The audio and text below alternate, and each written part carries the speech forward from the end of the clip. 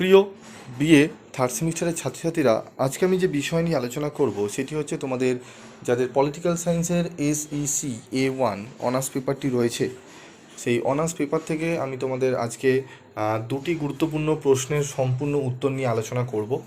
তো দুটি প্রশ্ন কি সেটি বলবো, তার আগে বলি তোমাদের কিন্তু আমি গুরুত্বপূর্ণ প্রশ্ন আমি বলে দিয়েছি। সেই যে প্রশ্নগুলো করলে তোমরা 90%-এর ওপরে প্রশ্ন কিন্তু কমন পাবে, এবং মডেল প্র্যাকটিস সেটও তোমাদের দিয়ে দিয়েছি।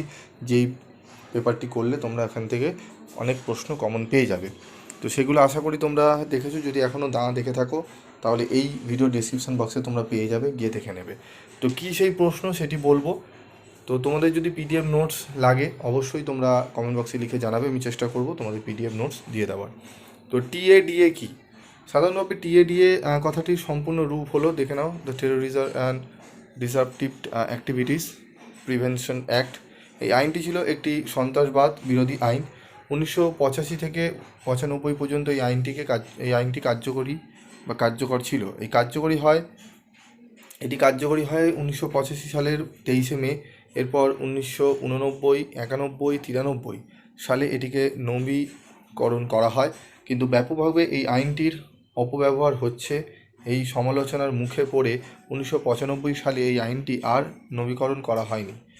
TADA কথার অর্থ হলো সন্ত্রাসবাদী এবং বিঘ্নকারী কার্যকলাপ প্রতিরোধ আইন। এই আইনটি 1987 সালের 3 সেপ্টেম্বর থেকে গণ্য করা হয় বা হয়েছিল।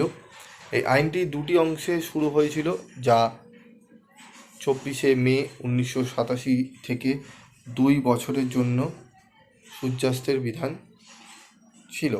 এটি 1991 থেকে 1993 সালে পুনর্নবীকরণ করা হয়।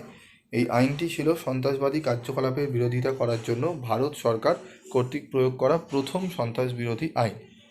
TADA সন্ত্রাসবাদী কার্যকলাপের জন্য শাস্তির বিধান। যদি কোনো ব্যক্তিকে সন্ত্রাসবাদী হিসেবে প্রমাণিত করা হয় তাহলে তিনি এই আইনে শাস্তিযোগ্য হবেন এবং দায়বদ্ধ জরিমানা সহ কমপক্ষে 5 বছরের কারাদণ্ড বা যাবজ্জীবন কারাদণ্ডে দণ্ডিত হবেন।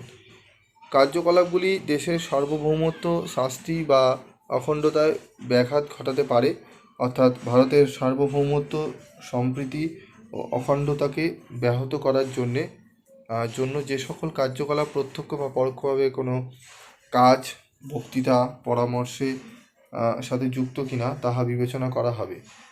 তাহা সন্ত্রাসবাদী কাজ হলে জরিমানা সহ কারাদণ্ড হবে। TADA আইনের ক্ষমতা। এই আইনের ফলে জাতীয় সন্ত্রাস ও বিশৃঙ্খলামূলক কাজকর্মের মোকাবিলায় আইন শৃঙ্খলা রক্ষাকারী বাহিনী ব্যাপক শক্তি লাভ করেছে। পুলিশকে 24 ঘন্টার মধ্যে, ঠিক আছে, বন্দীকে বিচার বিভাগীয় ম্যাজিস্ট্রেটের সামনে হাজির করা অনুমতি দেওয়া হয়েছিল, এবং অভিযুক্ত ব্যক্তিকে 1 বছরের জন্য আটক বা শাস্তি দেওয়ার কথা বলা হয়। TADA আইনের প্রভাব ও বাতিল। 1994 সালের 30শে জুনের মধ্যে 76,000 বেশি লোককে টাডা, যাকে আমরা বলি টাডা আইনে গ্রেপ্তার করা হয়েছিল, যার মধ্যে পুলিশ কোনো অভিযোগ ছাড়াই এই মামলাগুলির 25% বাদ দিয়েছিল। এরপর হচ্ছে POTA। এটি দেখে নাও, এর উত্তরটাও তোমরা দেখে নাও। এটি আমি আর বেশি আলোচনা করলাম না, কারণ সামনেই তোমাদের পরীক্ষা।